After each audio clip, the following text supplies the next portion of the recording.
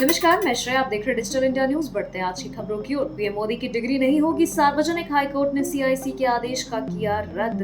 Delhi high court ने सोमवार को केंद्रीय सूचना आयोग के उस आदेश को रद्द कर दिया जिसमें पीएम नरेंद्र मोदी की स्नातक की डिग्री से संबंधित जानकारी सार्वजनिक करने का निर्देश दिया था। न्यायमूर्ति सचिन दत्ता ने सीआईसी के आदेश को चुनौती देने वाली दिल्ली विश्वविद्यालय की याचिका पर यह फैसला सुनाया है।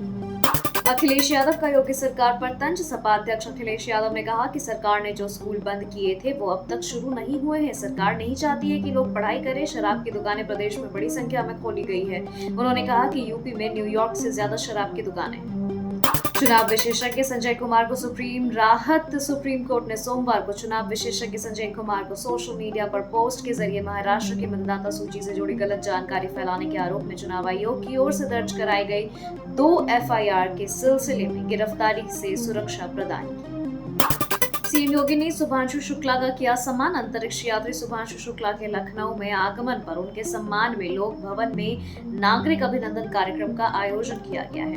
कार्यक्रम में मुख्यमंत्री योगी आदित्यनाथ पहुंच चुके हैं। इस मौके पर दोनों डिप्टी सीएम ब्रजेश पाठक व केशव प्रसाद मौर्य सहित यूपी सरकार के मंत्री व शुभांशु का पूरा परिवार मौजूद है। सीएम योगी ने शुभांशु शुक्ला को सम्मानित किया। सरदार पटेल, बिरसा मुंडा और वाजपेयी की जयंती पर होगा विशेष आयोजन। केंद्र सरकार ने देश के 3 महान नेताओं सरदार वल्लभ भाई पटेल, बिरसा मुंडा और पूर्व प्रधानमंत्री अटल बिहारी वाजपेयी की जयंती मनाने के लिए उच्च स्तरीय समितियों का गठन किया है। इन समितियों की अध्यक्षता प्रधानमंत्री नरेंद्र मोदी स्वयं करेंगे। यह निर्णय सांस्कृतिक मंत्रालय की ओर से जारी 3 अलग अलग अधिसूचनाओं के बाद सार्वजनिक हुआ है। राउत बोले, संविधान संशोधन बिल पर बनी जेपीसी का हिस्सा नहीं होंगे। शिवसेना के सांसद संजय राउत ने सोमवार को कहा कि उनकी पार्टी संविधान विधेयक 2025 पर बनी संयुक्त संसदीय समिति का हिस्सा नहीं होगी। संजय राउत ने सोशल मीडिया प्लेटफॉर्म एक्स पर पोस्ट कर यह जानकारी दी। उन्होंने आरोप लगाया कि केंद्र सरकार इस विधेयक के जरिए लोकतंत्र और चुनी हुई सरकारों को कुचलना चाहती है। शाह ने खारिज किए विपक्ष के आरोप। दरअसल विपक्ष ने अमित शाह पर आरोप लगाए और सोहराबुद्दीन एनकाउंटर मामले में जेल जाने के लिए शाह की नैतिकता पर सवाल उठाए। न्यूज एजेंसी एएनआई के साथ बातचीत में अमित शाह ने इसका जवाब देते हुए कहा कि जैसे ही मुझे सीबीआई से समन मिला, मैंने अगले ही दिन इस्तीफा दिया और मुझे बाद में गिरफ्तार किया गया। यह मामला चलता रहा और फैसले में भी कहा गया कि यह राजनीतिक प्रतिशोध का मामला था और मैं पूरी तरह से बेगुनाह था।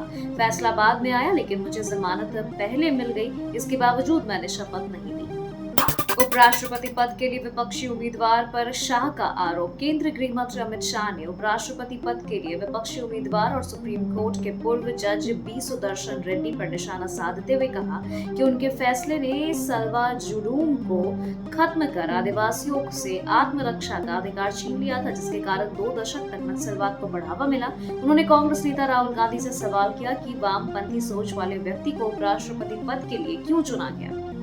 संविधान संशोधन बिल पर ओवैसी ने उठाए सवाल। एआईएमआईएम सांसद असदुद्दीन ओवैसी ने संविधान बिल 2025 को लेकर सरकार पर कड़ा हमला बोला। उन्होंने कहा कि सीबीआई और ईडी जैसी एजेंसियां केंद्र के इशारे पर काम कर रही हैं। ओवैसी ने राष्ट्रपति को प्रधानमंत्री हटाने की शक्ति देने के प्रस्ताव पर भी सवाल उठाए। बिहार एसआईआर को लेकर के भी उन्होंने चुनाव आयोग की भूमिका पर आपत्ति जताई है और जेपीसी में शामिल करने की मांग रखी है। राहुल आदतन झूठे वोट चोरी के आरोपों पर फडणवीस। महाराष्ट्र के मुख्यमंत्री देवेंद्र फडणवीस ने सोमवार को कांग्रेस सांसद राहुल गांधी को आदतन झूठा कहा और भाजपा पर लगे वोट चोरी के आरोपों को खारिज कर दिया। फडणवीस ने कहा कि विपक्षी नेताओं का यह झूठ केवल खुद को तसल्ली देने के लिए है। खबरों के सिलसिले में फिलहाल इतना ही। बने रहे डिजिटल इंडिया न्यूज के साथ। नमस्कार।